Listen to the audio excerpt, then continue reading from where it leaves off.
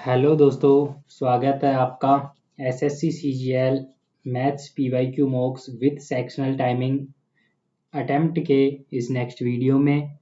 तो सबसे पहले मैं आपको जानकारी दे दूं, अगर आपने एसएससी सीजीएल 2025 के पीवाईक्यू मॉक्स अटेम्प्ट नहीं किए हैं तो सबसे पहले वो अटेम्प्ट करना ज़्यादा ज़रूरी है बजाय इनके।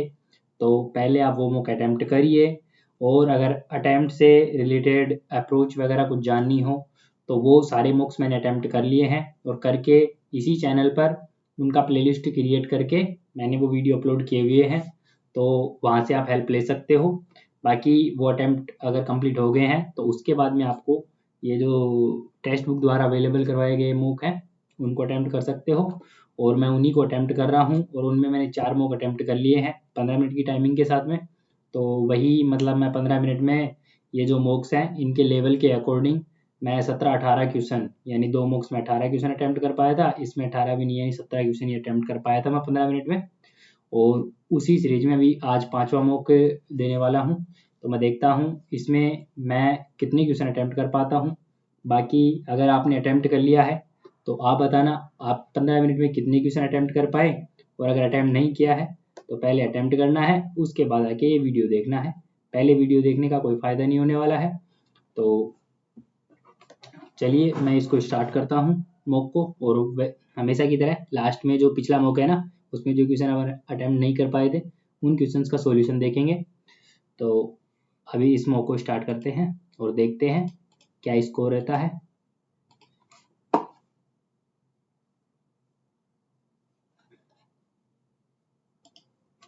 चलिए बड़ा क्वेश्चन देखते ही छोड़ो भाई।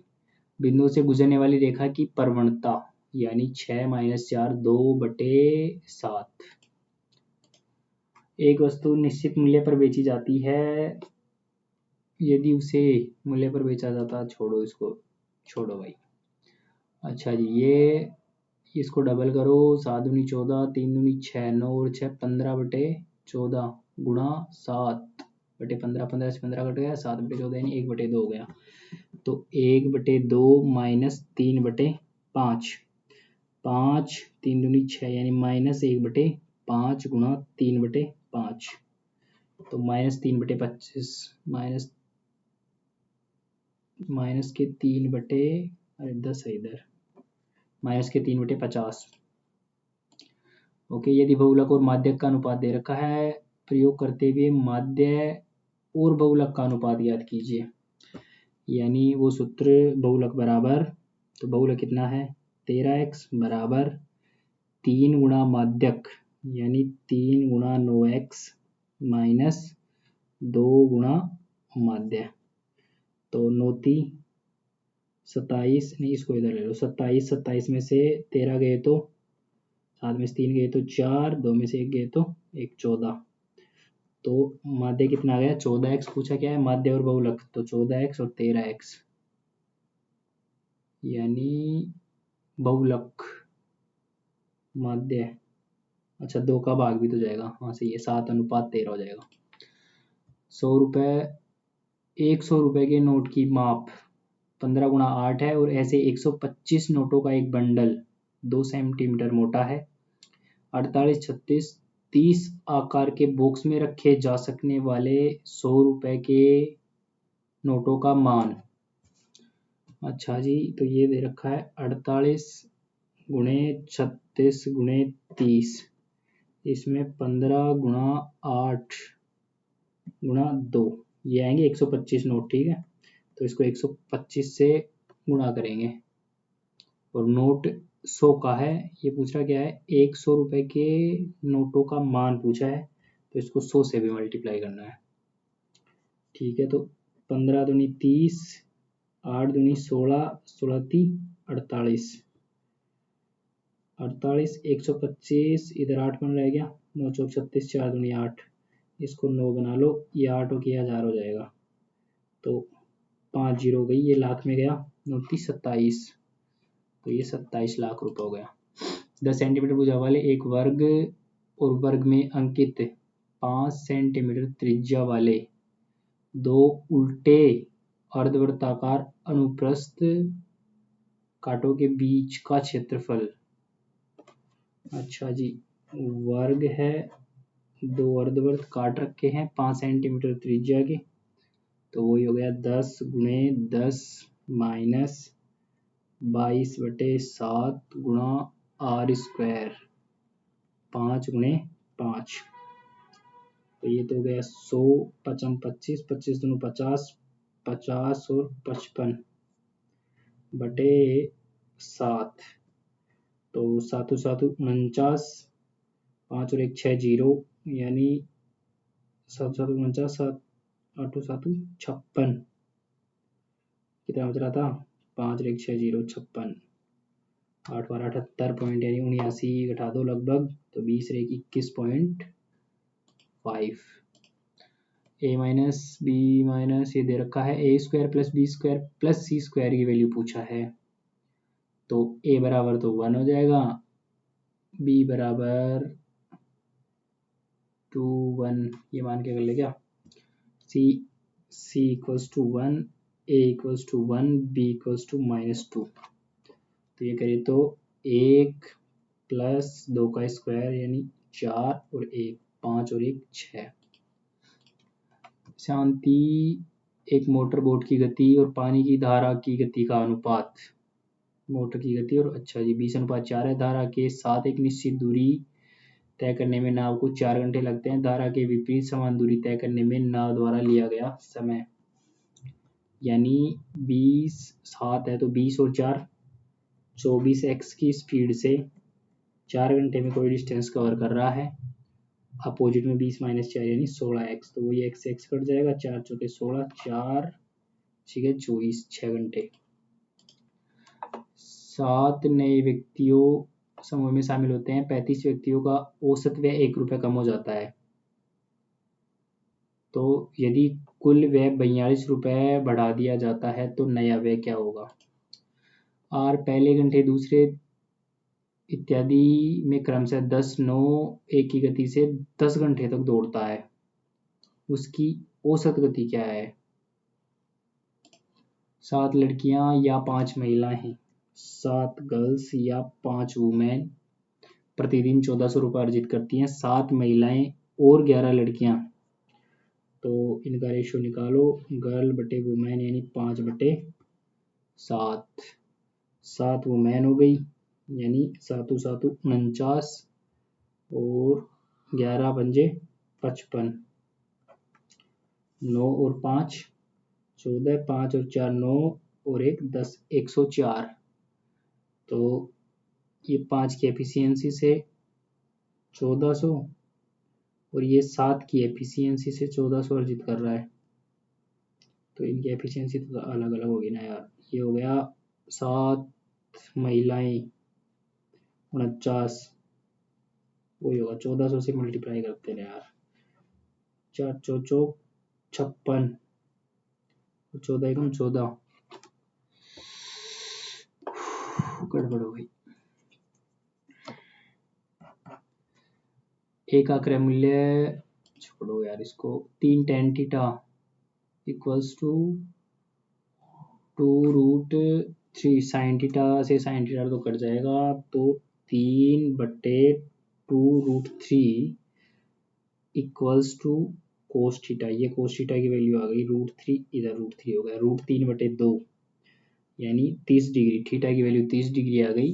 अब ये पूछा क्या है, तो 3/4 गुणा कोसेक स्क्वायर 2 थीटा यानी 60 डिग्री, 60 डिग्री की वैल्यू होगी 2/√3 यानी 4/3 प्लस कोट 60 डिग्री की वैल्यू यानी 1/√3 का स्क्वायर 1/3 साइन स्क्वायर थीटा, तो साइन 30 डिग्री 1/2 यानी 1/4 plus tan square 2 theta means √3, तो √3 का स्क्वायर 3, 4 और 1 5/3 यानी 3/4 ऊपर बन रहा है 5/3 और 4 × 12 और 1 13 गुणे 4, 4 से 4 कट गया है, 3 से 3 कट गया है, 5/13 आंसर आ गया है। अच्छा जी नेक्स्ट क्वेश्चन, 154 पेन, गलती से पेनों का वितरण ये हो गया। ए को प्राप्त पेनों की संख्या में अंतर, यानी 3 और 2 5 और 4 9, 9 और 5 14।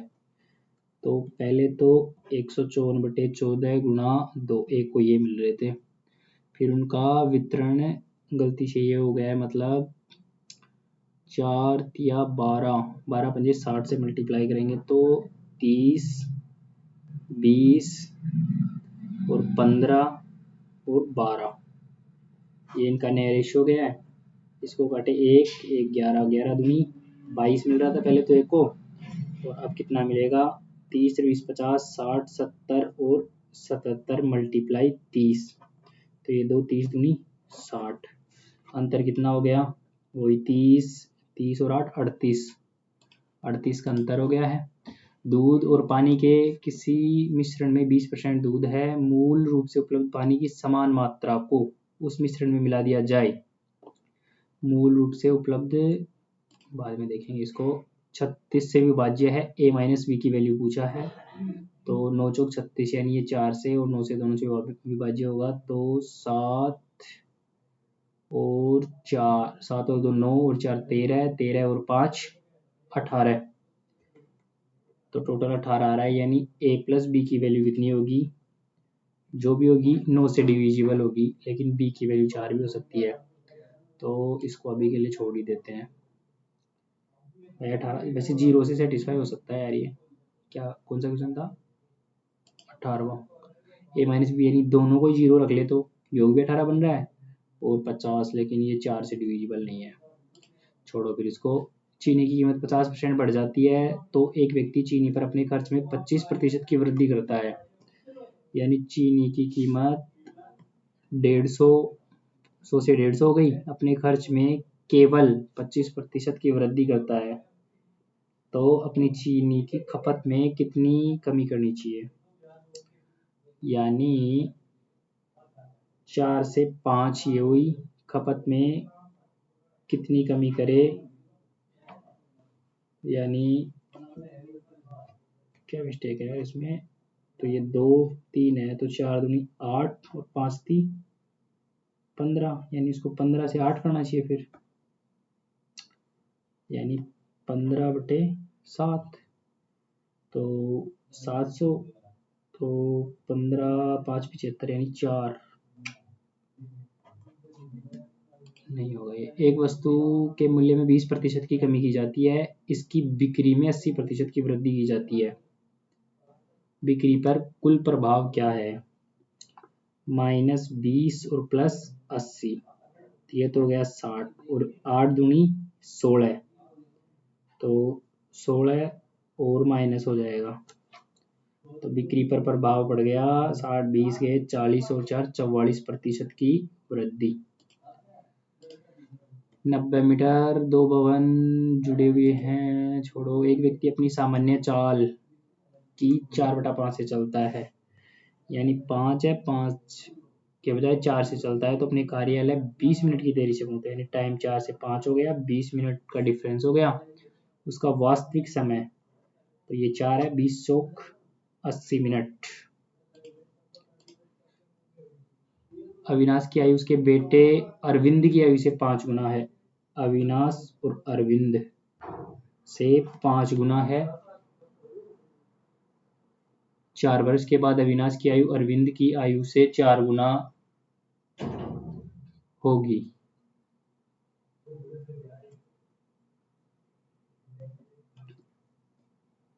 अविनाश की आयु 4 वर्ष बाद, x + 4, ये 5x + 4,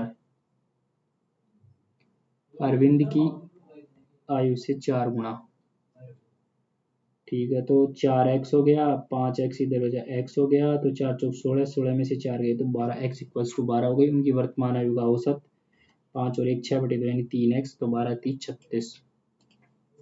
कोई धनराशि 6 वर्ष में चक्रवृद्धि ब्याज पर स्वयं की दोगुनी कितने वर्षों में, 6 वर्ष में दोगुनी हो रही है, 8 गुनी 36 18, 40 घंटे के एक सप्ताह के लिए एक आदमी का मूल वेतन 200 ओवर टाइम मूल दर से 25% अधिक भुगतान किया जाता है। एक निश्चित सप्ताह में उन्होंने ओवर टाइम काम किया और उनका कुल ₹300 है, इसलिए उन्होंने घंटों में कुल काम किया।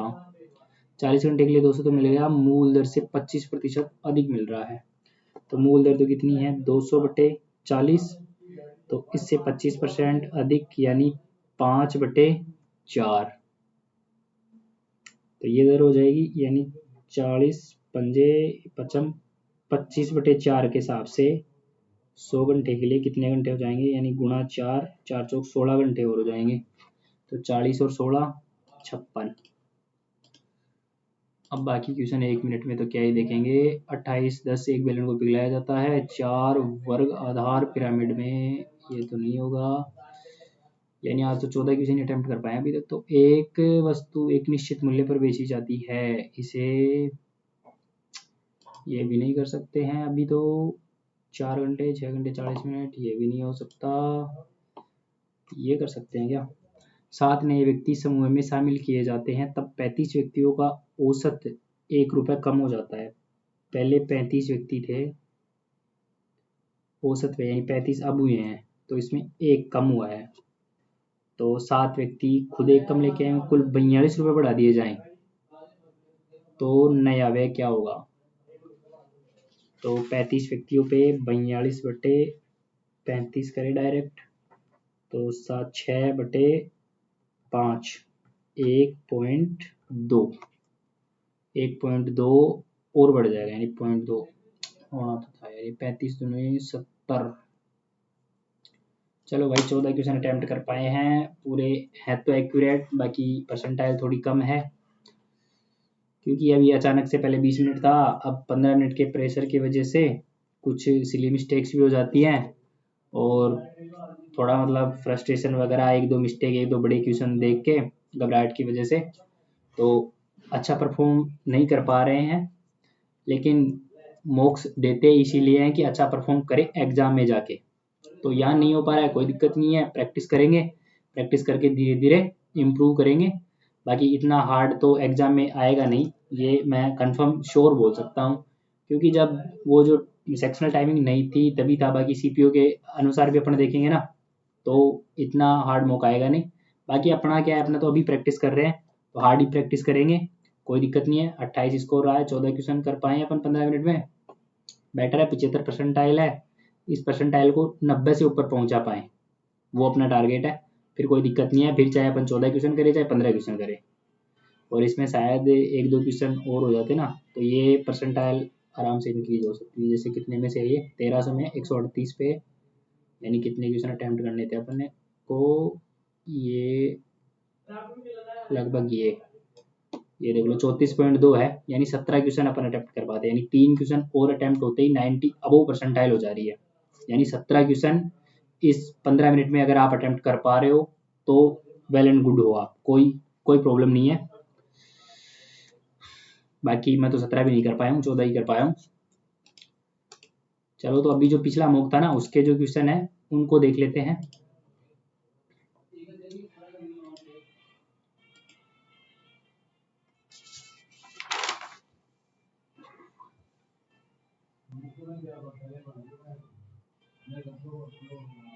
मॉक नंबर 4, इसके सॉल्यूशन देख लेते हैं अभी।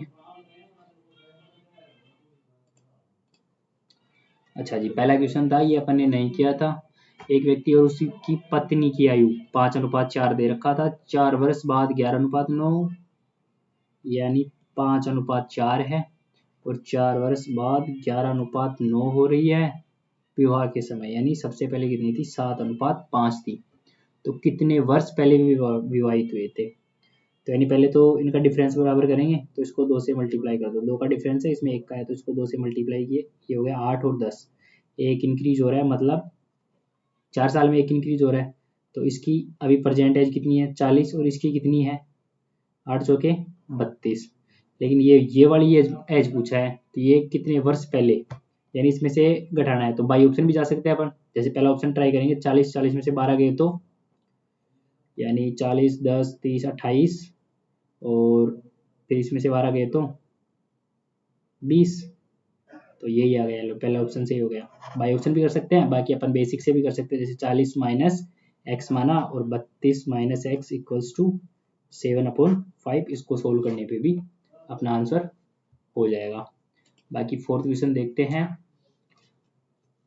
ये भी अपन ने नहीं किया, अच्छी क्वेश्चन है ये। 100 दिनों में एक काम पूरा करना है, एक्स पुरुषों को काम पर लगाया जाता है, यानी टोटल 100 दिन है, लेकिन ये पाया जाता है कि 60 दिनों में केवल आधा काम पूरा हुआ है, यानी 60 दिन तक तो एक्स पुरुष काम किए हैं, आधा काम हो गया। अब 100 दिनों में काम पूरा करना है, यानी 40 दिन और काम करेंगे, तो 40 और पुरुष लगाए हैं, यानी ये आधा काम है, तो यानी जो भी आधा काम होगा तो काम तो बराबर ही होगा ना, तो 40 दिन के लिए 40 पुरुष और ऐड कर देंगे, तो ये इक्वल हो जाएंगे। अब पूछा गया है शुरू में कितने पुरुष थे, यानी एक्स की वैल्यू पूछा है, तो इससे अपन निकालेंगे 2 3 3x 2x plus 80, x equals to 80, ये अपना आंसर हो गया।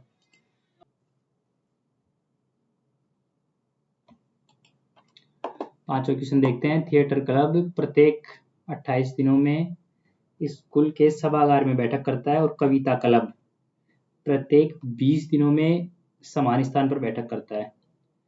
अगर दोनों दल आज सभागार में हैं तो अगले कितने दिनों में। हाँ, तो ये इसका तो एलसीएम ही निकालना था, बस क्वेश्चन ही फटे नहीं है।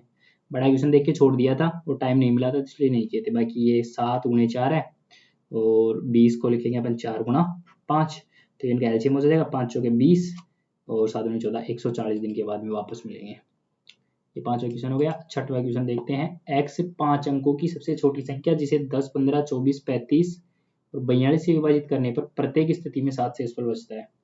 तो वही पहले तो अपना जो एलसीएम निकालने का तरीका है ना, आप वो गौर किए होगे, मैंने एक्सप्लेन भी किया है वीडियो में, और एक बार और देख लो।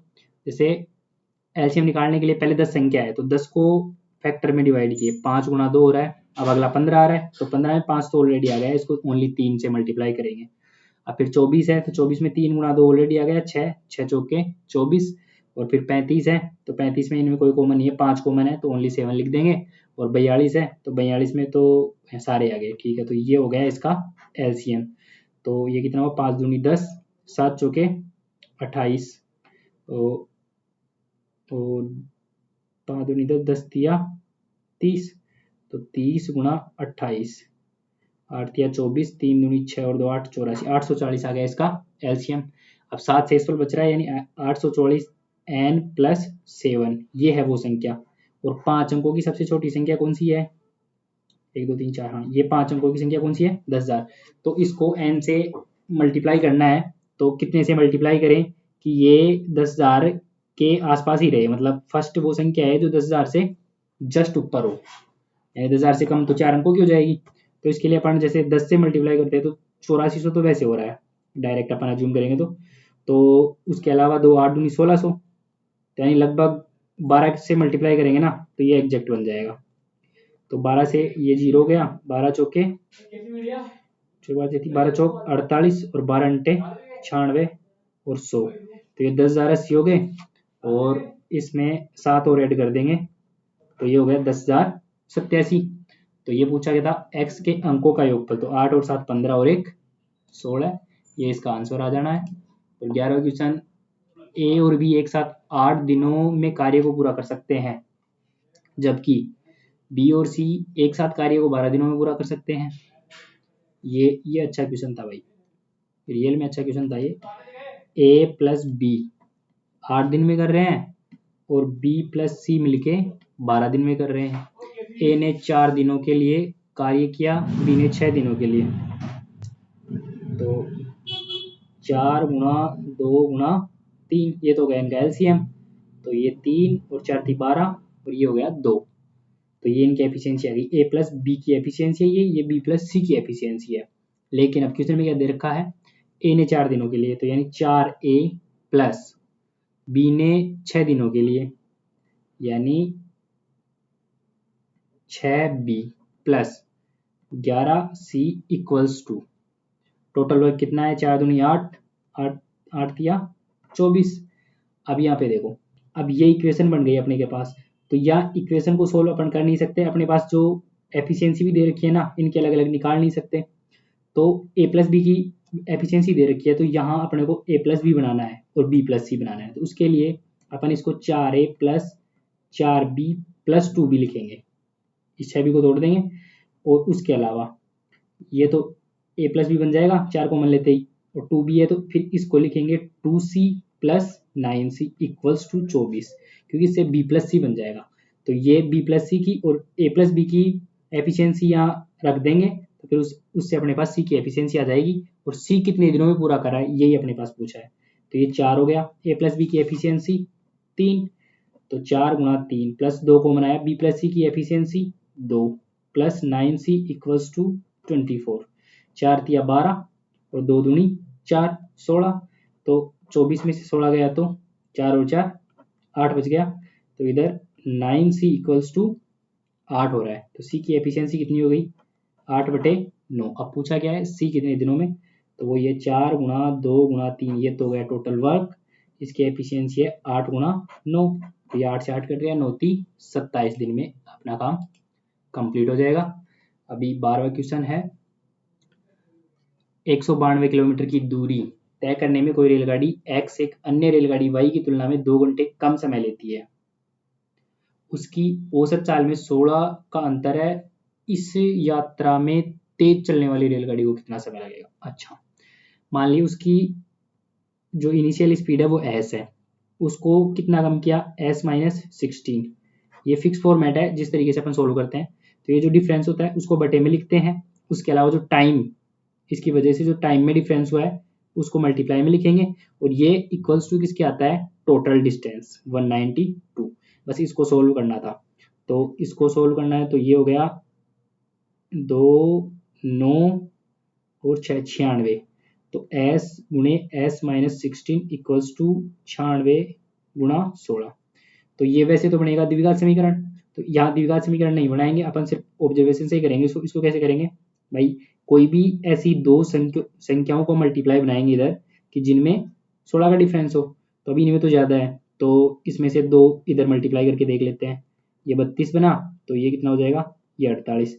अब ये दो ऐसी संख्याएं आ गई जिनमें 16 का डिफरेंस है, तो s की वैल्यू 32 हो जाएगी, नहीं s की वैल्यू 48 हो जाएगी, और s-16 की वैल्यू 32 हो जाएगी।